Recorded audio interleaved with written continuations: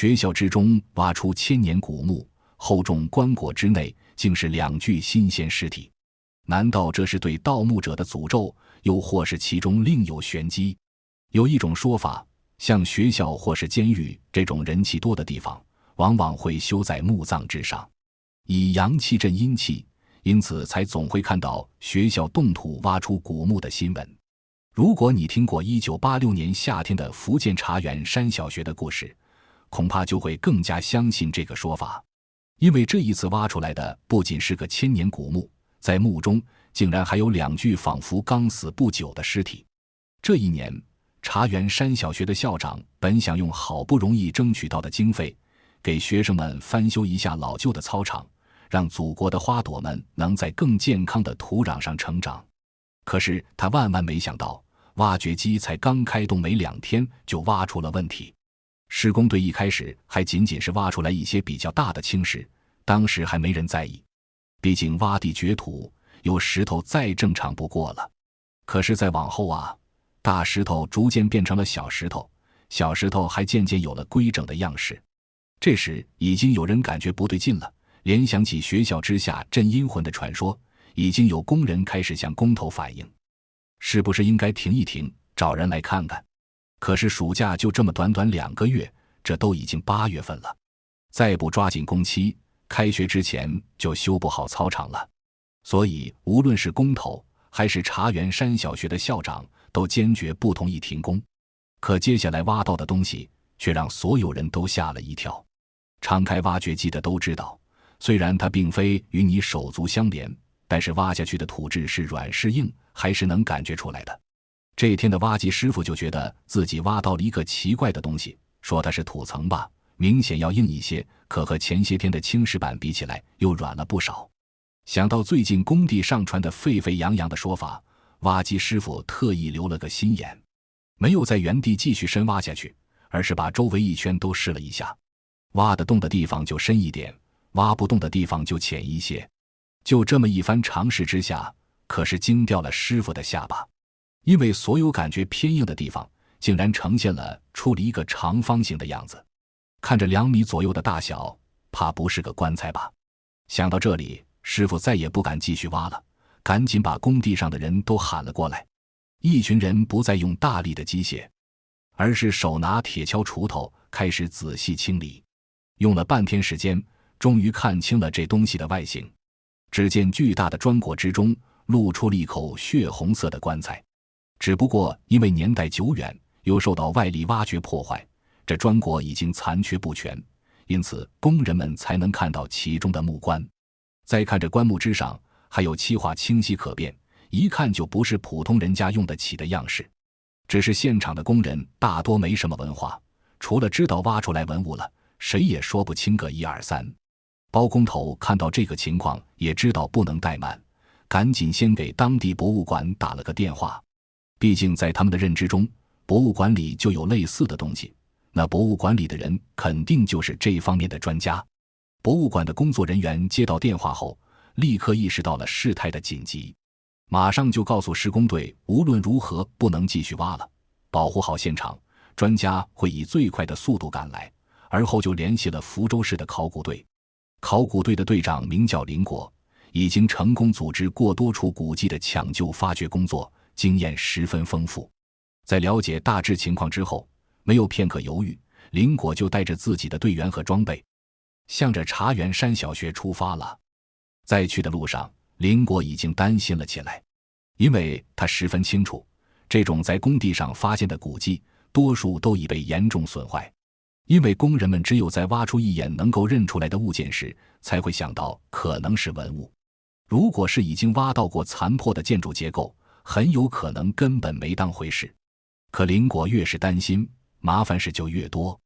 眼见还有不到1公里就要到小学了，考古队的车却突然停了下来。林果正要询问司机怎么回事，就看到了车前的道路已堵得水泄不通。原来前方刚好有2辆车发生了剐蹭，那时又不像现在，只要拿出手机来走个简易程序，就可以各自继续前行。2位事故车的司机正站在路上吵得面红耳赤，交警也迟迟未到，这条路就被他们给堵死了。林果深知抢救性发掘这种事一刻也耽误不得，虽然已经嘱咐施工队停工了，但是这种事还有另一个潜在的破坏因素，就是所有知情的人。曾经就有过因为考古队晚到了半天，现场就被当地群众搜刮干净的事例发生。如今这古墓是在学校挖出来的，附近居民众多，施工现场又不是个看守严密的地方，一旦他们在这耽误久了，到时候可能就剩几块朽木给他们了。想到这里，林果果断叫上几个专业负责鉴定的队员，轻装下车，只带相机和测量设备等，先徒步前往学校。至于发掘用的各种工具，就等道路通畅以后，再由剩下的队员开车拉过来。在急匆匆地跑到现场之后，眼前的景象让林果心痛不已。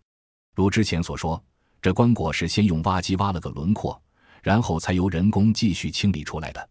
虽然挖机师傅是有心要做这件事，但是终归不是专业人员，开机器的方法也简单粗暴，因此这砖椁之上还是被挖出了2条大口子。而既然挖出了棺椁，周围自然本来应该是个墓室，可现在都能直接看到棺木本身了，木顶和墙壁自然是已经被挖掉了。不过这时也算幸运，整个工地目前就这么一小块地方动土了，其他地方还没开挖。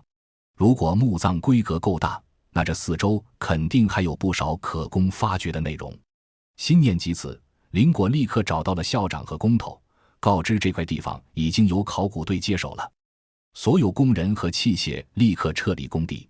而自己则和几名测量员开始对墓葬的大小和范围进行勘察。当年的考古可不像如今一样，借助各种精密的电子设备就能直接对土层下方的情况有个大概的了解。在那个凡事都要靠双手和脑子的时代，考古一方面要看你对古代各种墓葬建制的了解，另一方面就要靠堪舆术了。吉祥地术，俗称风水术，是一门历史悠久的玄术。因为尚未开棺检查文物，也未见到形制完整的墓葬建筑，所以历史知识暂时还派不上用场。那现在想要先给墓葬大致划定一个范围和方位，就得靠传统的风水学说。虽然说以现代的眼光来看，风水很多时候沾有一些封建迷信的色彩，但对古人来说，风水就是修建各种建筑时必须参考的理论依据。尤其是墓葬方面，无疑不是按照奇门八卦进行布置。因此当年做考古工作的人对易经术等方面多少也都有些研究。与林果同来的队员之一在这方面就颇有心得。只见他拿出罗盘，远看群山，近看溪流，观日照以知阳数，采八卦以算阴宅。来来回回走了有7、8圈，在地上也插了不少的小旗子。而就在队员游走的过程中，一个长7、8米、宽2米左右的墓葬范围就被标了出来。而此刻已经出土的棺木竟正处于主尸方位。因为见过不少古墓，林果敏锐地意识到，这应当是一处3框并列的结构，而这种结构多是合葬墓。那也就是说，除了已经出土的这具棺木，左右至少还有1具。而在先前的测绘过程中，后续的挖掘设备和人员也都赶了过来。事不宜迟，林果马上分派人手，一方面对已经出土的棺木进行保护，另一方面则是对墓室进行发掘记录。专业人员做事和工人们大刀阔斧的风格就是不一样，虽然细致，但是速度也一点不慢。用了不到半天时间，整个墓葬就呈现在了众人眼前。只见整个墓葬分为3个墓室，大小形制相仿，长度都在2.3米左右，宽度1.2米，高度也是1米有余。尚未挖开的墓室顶部都有着花岗石板做顶，每块石板都是1.5米乘半米左右的长方形，厚度在20-30公分不等。石板之间还填充了石灰粉末，做到了良好的密封。墓室的墙壁则是由青砖堆砌而成，有些砖块上还有着淳佑10年的字样。如果是爱好历史的观众，想必已经能判断出古墓的年代，因为淳佑正是宋理宗的第5个年号，年代在1241年到1252年间，而淳佑10年就是1250年左右。因此这个古墓的年代距发掘时已有700多年，具有重要的历史价值。在宋制古墓中，这种三框并列的设计是专门作为夫妻合葬墓使用的，因此在新挖出来的墓室之中又见到了另一具棺椁。只见完整的椁顶是由8块青砖构成，底部则特意铺垫了双层砖石，以此增强稳定性。而在墓室与棺椁的缝隙中，则是用松香进行填充，封土也使用了三合土。无论是从结构来看，还是从用料方面来讲，这位墓穴的主人应当都具有一定的身份。眼下2具棺木均已出土，林果曾想过现场搭设帐篷，就地开棺考察，可是再感受一下空气中的潮湿闷热，想到这可是福建的夏天，林果还是决定将棺椁都先带回实验室。还好此处就是工地，因为这棺椁虽然看着只有2米多大，但也不是凭人力就可以抬动的。于是考古队员们借来了工地上的吊车，想要先把棺椁从土坑里拉上去。可是这一拉就发现了不对劲，一台标准载重4吨的吊车现在居然没法直接把棺椁拉起来。即使砖椁是由青石所制，但棺椁整体又不是实心的青石，里面应该只有木棺和尸骨才对，怎么会这么重？想到此处，林果又想起了寥寥几次发现的超重棺木。这种情况一般只有2种可能，一是用料不对，棺木并非楠木，而是使用了其他更为厚实的木料。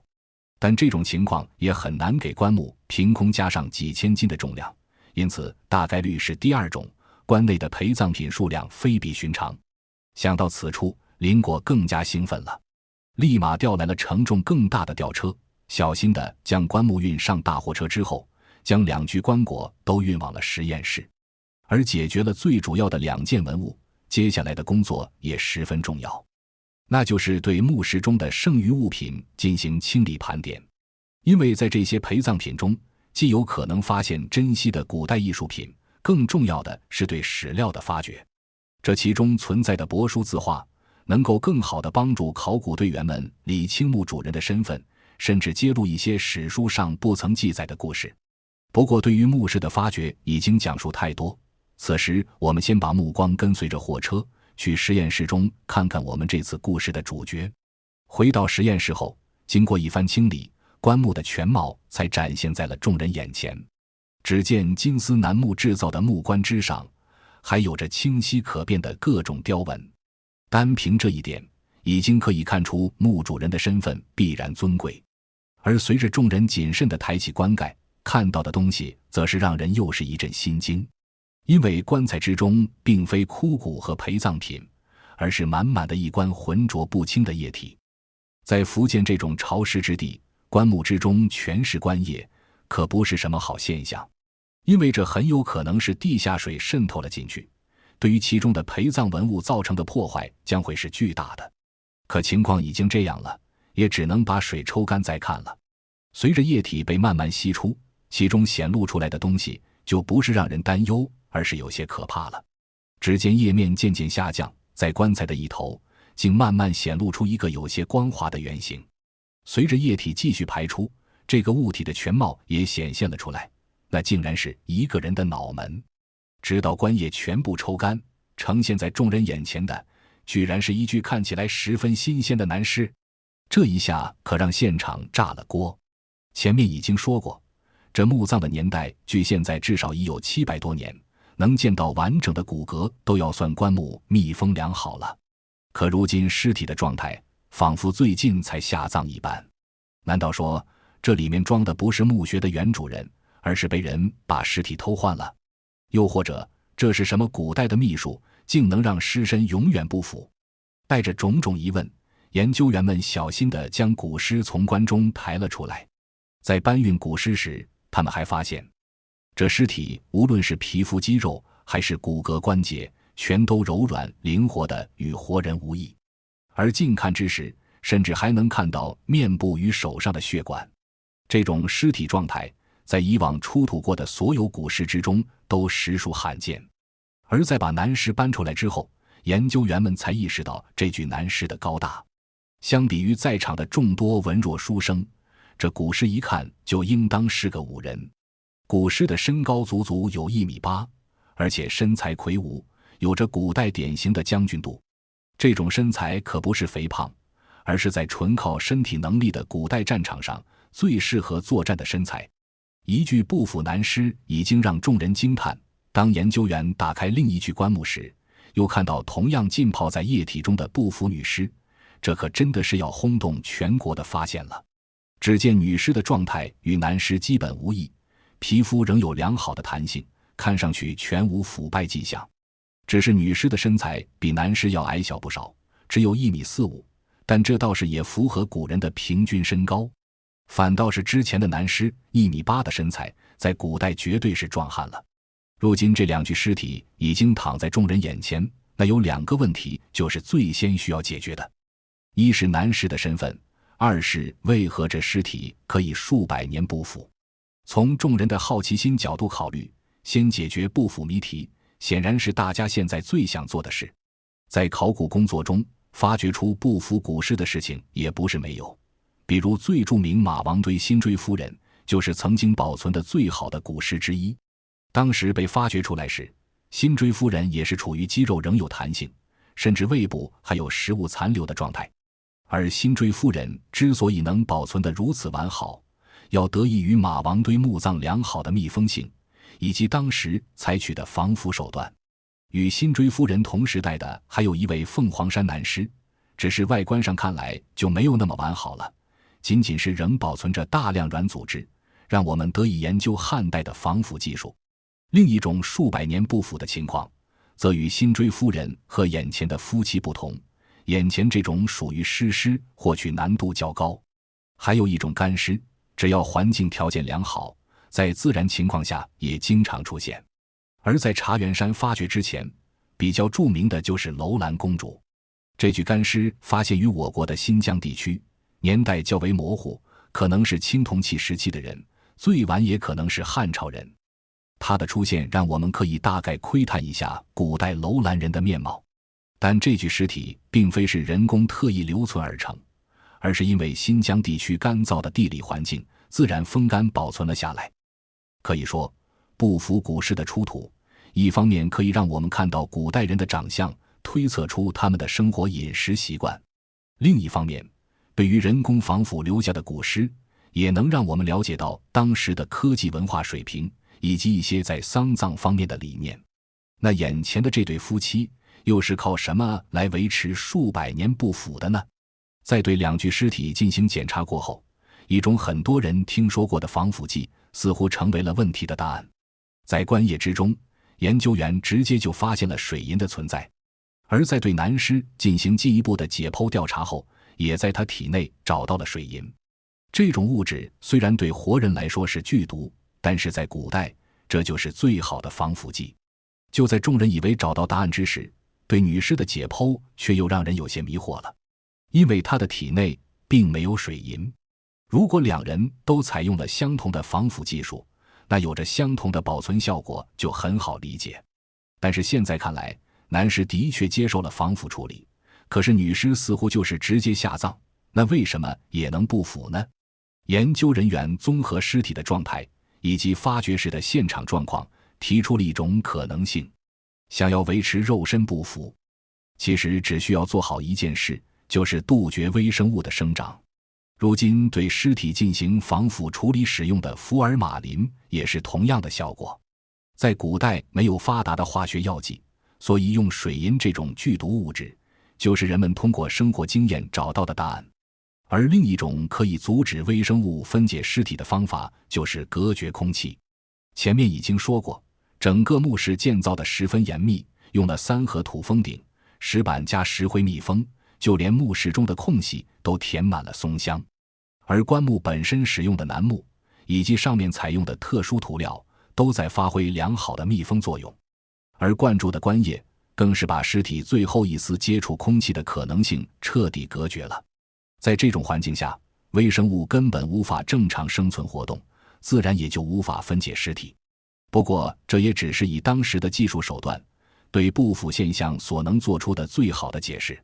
至于真正的原因，可能还有更多复杂的因素在里面。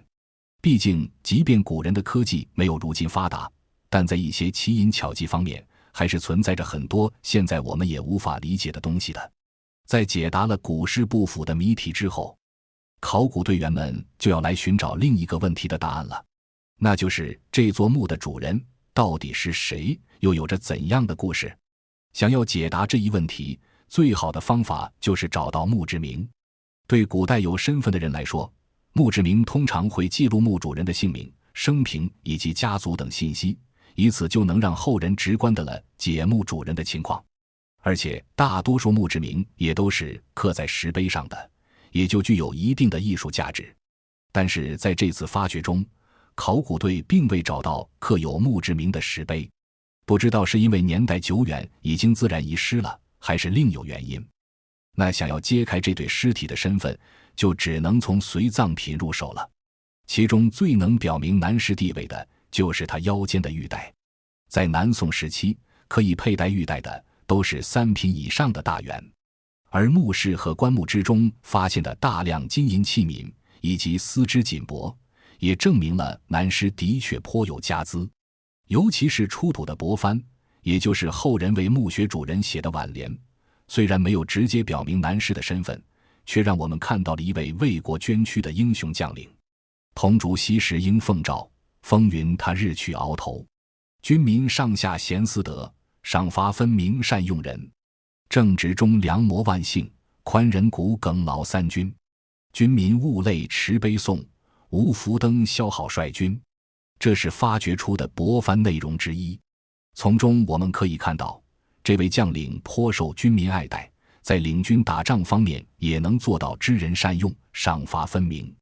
而在他死后，无论是麾下部将还是他守卫的一方居民，都十分悲痛。结合南宋时期的历史背景，可以想见这位将军或许生前仍有宏图大志尚未施展。不过身为武将，他却保留下了完好的尸身，那他是何时何地因何而死的呢？当时的研究人员心里有着同样的疑惑，但是从血肉内脏等方面来看，这位将军既不是死于刀剑伤，也不是中毒等原因。倒是女尸的死因一下就找到了，因为她不像男尸一样体态饱满，而是呈现出明显的病态瘦弱之感。果然在解剖之后发现她是因为肺结核而死，这在古代倒也常见。但是男尸的死因则是在 X 光片下才显露端倪。从光片上，医学方面的专家们发现了男尸的腰部脊椎出现了断裂错位，这对于现代人来说也是十分严重的致命伤了，就算治好了也可能落个残疾。而对于古代需要骑马作战的武将来说，这大概是身着盔甲时受到了钝器的外力打击。毕竟在古战场上用钝器打出内伤致死，算是对付盔甲最直接的方式了。而在男尸的棺中出土的另一副帛幡，则是更加明确了他的死亡年代，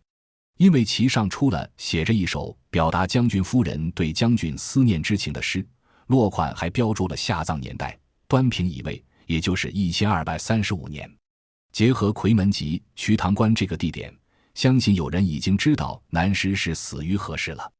在1235年，蒙古大军挥师南下，企图一举覆灭汉人最后的政权。无名将军领军北上，是要将外敌拒于夔门之外。而深知此事凶险的将军夫人，则在出征之后日日守候着夫君归来。可此时正值寒冬，福州气候又潮湿阴冷，本就积郁在身，又感染风寒，将军夫人就此一病不起。而将军在与蒙古人的对决中，不慎被敌人重击腰背，最终重伤不治身亡。而为了将他的尸体从前线运回家乡，部下在战场上用水银对将军的尸身进行了防腐处理，这才能从位于长江的瞿塘关一路运回下葬地点福州。每日仍在思念将军的夫人，终于盼来了前线归来的将士。可是领头的再不是那个策马扬鞭的威猛汉子，而是身着素衣举幡报丧的下属。众多将士围着的则是一口楠木棺材。见此情景，本带着几分欣喜出来迎接的夫人，所有的希望和思念尽数变成了此刻的悲痛，加上多年未愈的肺结核，一口积血喷吐而出，伏在棺上再也站不起身。数日之后，夫人最终也因病亡故，紧随将军而去了。而朝廷在得知将军为国捐躯，夫人气血殉情之后，便下命厚葬夫妻二人。从夫人陪葬品中包含的诸如包金月牙书、贤文魁口铜镜等物件，可以看出将军在生前对夫人也是十分疼爱。而夫人身着的纱络对金上衣，其做工精美，所用技术媲美辛追夫人所穿的素纱禅衣，其中甚至有金箔金丝点缀。如此规制，极有可能是皇帝为了表彰夫人的重情重义所赐。二人的墓穴自夫妻二人亡故之后开始修建，墓室青砖上所刻的淳佑10年，应当是最终墓穴建成的时间。而在数百年后的现代，因为一次意外，这座古墓才显露在人前。这位史书上未曾记录的英雄将领，以及他们夫妻二人可歌可泣的爱情故事，才终于被我们看见。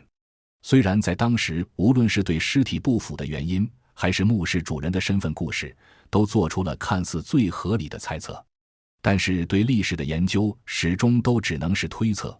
而无法100%进行还原。这也正是考古的魅力所在。我们仍未完全确定古人如何将两人的尸体保存了这么久，以及如果一直没有被发现，他们还能保存多久。我们也不知道这位无名将军的真实身份以及究竟为何而死。只是在众多的文物中，我们可以对当年的历史有更多的了解，对当时人们的文化有更好的认知。在中国这片辽阔的土地上，有着悠久的历史故事，还有着更多未解之谜等待着我们去发掘。以上就是本期故事的全部内容，喜欢的观众可以点个关注，点个赞。眼见古今，与你下期再见。